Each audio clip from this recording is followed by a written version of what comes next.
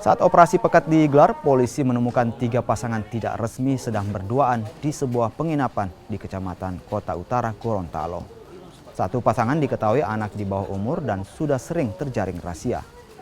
Pasangan di bawah umur ini kemudian diserahkan ke keluarga. Sementara itu, 2 pasangan lainnya diketahui bukan pasangan resmi suami istri.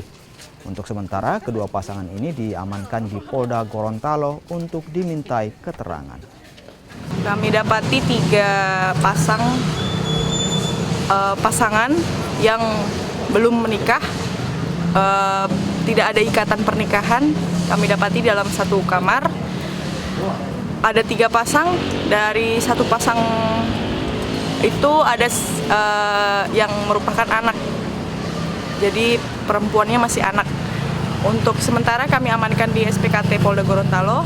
Untuk selanjutnya menunggu informasi apakah ada penjemputan dari orang tua maupun konfirmasi dari suami dan istri masing-masing pasangan.